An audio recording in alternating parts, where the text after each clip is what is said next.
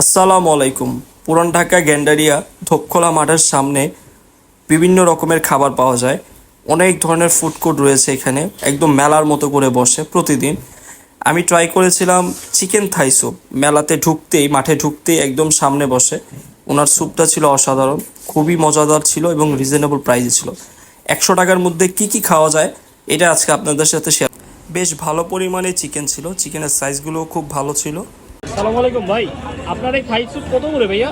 40 টাকা বাটি। 40 টাকা বাটি। জি আচ্ছা, অন্থন আছে সাথে? জি, অন্থন একটা আছে। অন্থন দেন। কত অন্থন?